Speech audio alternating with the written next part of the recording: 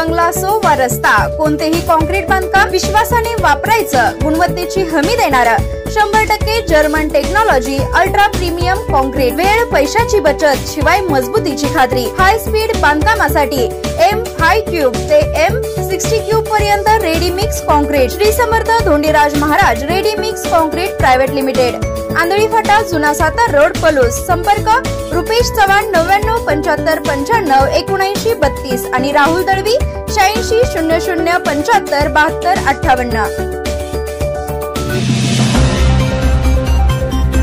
खपून घेणार नाही, कुणालाही कायदा हातामध्ये घेण्याचा अधिकार दिलेला नाहीये।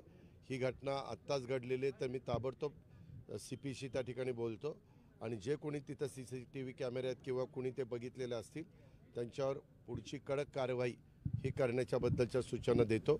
हे प्रकार अजिबात आपल्या भागामध्ये घडता कामा नये। मधी पण काही बाबतीत कुणावर शाई टाक, कुठं काय कर, अशा प्रकारच्या घटना घडलेल्या होत्या। ही आपली महाराष्ट्राची परंपरा नाही, ही महाराष्ट्राची संस्कृती नाही आहे। ही आपल्याला चव्हाण साहेबांनी जो महाराष्ट्र घडवला किंवा ज्या महाराष्ट्राला सुसंस्कृतपणा दिला, तो त्याला ह्या अशा प्रकारच्या घटना काळीमा फासण्याचं काम करतात। हे होता कामा नये। कालच्या गोळीबार प्रकरणावरून लक्ष विचलित करण्यासाठी अशा प्रकारे पत्रकारांवर हल्ला करण्यात येते का? असं अजिबात असं कोण करेल? तुम्ही असे काहीतरी प्रश्न विचारता, तुम्हाला तो अधिकार आहे तुम्ही काय प्रश्न विचारावं, पण असं कुणाच्या असं मनात येईल असं का तुम्ही विचार करता? निगेटिव्ह विचार काढायचं सोडून द्या, निगेटिव्ह प्रश्न विचारायचं सोडून द्या। आपण पॉझिटिव्ह राहू ना।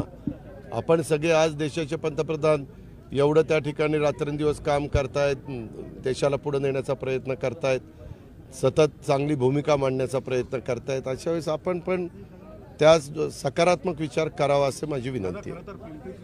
एक संस्था आहे, शिक्षण संस्था, आणि त्या संस्थाचालकानेच आतापर्यंत 7 ते 8 मुलींवर लैंगिक अत्याचार केल्याची अत्यंत धक्कादायक घटना उघडकीस आलेली आहे। त्याच्यावर गुन्हे दाखल झाले, अटक केली।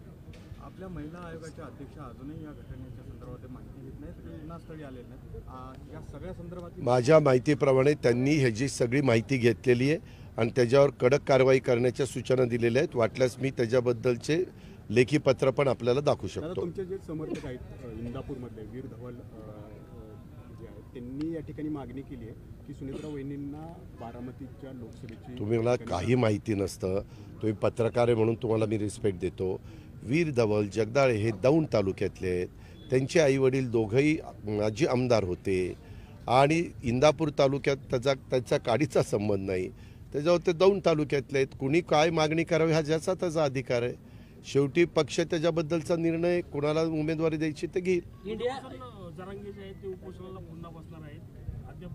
त्या संदर्भामध्ये राज्याचे मुख्यमंत्री एकनाथराव शिंदे साहेबांनी सुरुवातीपासून बारकाईनं लक्ष घातलेलं आहे।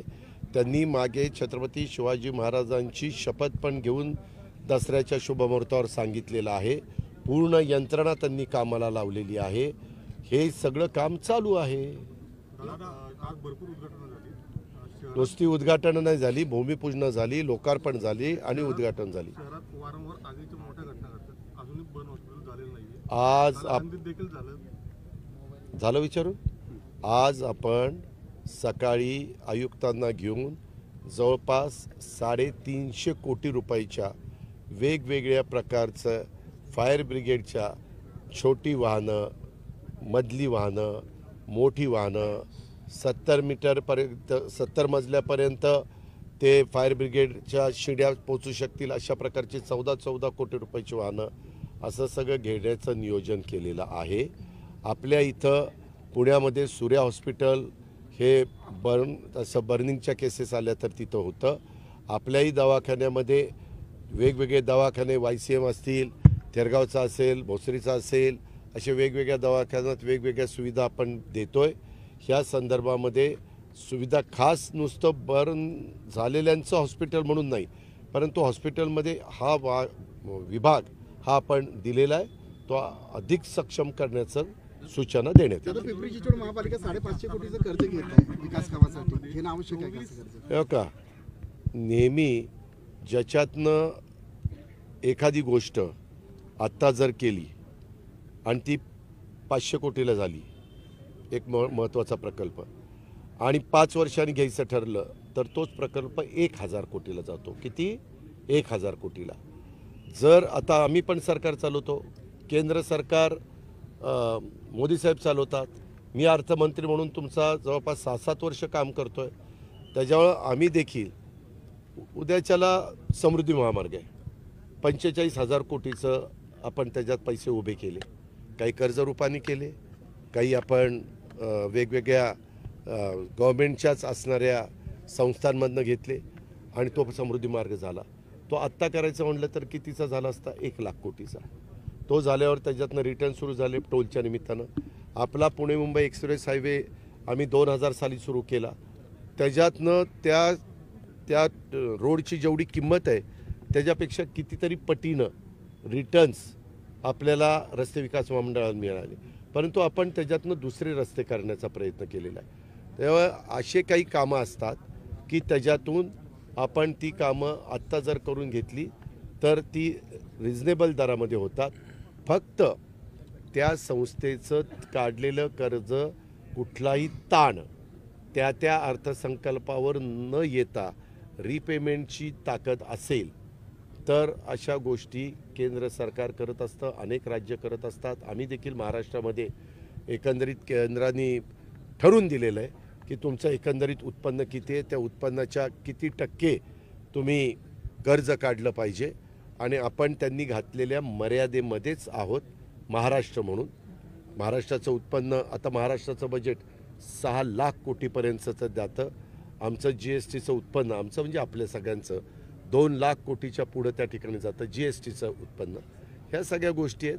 त्याकरता त्यांनी काही विचार केला असेल, कारण आज ते IAS ऑफिसर आहेत आणि त्याच्यातून ह्या सगळ्या गोष्टीचा आणि त्यांना एकट्याला तो अधिकार नसतो, ते नगरविकास खात्याकडे जातं, त्यांची परवानगी घ्यावी लागते. ते मुख्यमंत्र्यांकडे तो विभाग आहे, तिथं 2 अधिकारी असीम गुप्ता आणि गोविंदराज हे चांगले अधिकारी आहेत.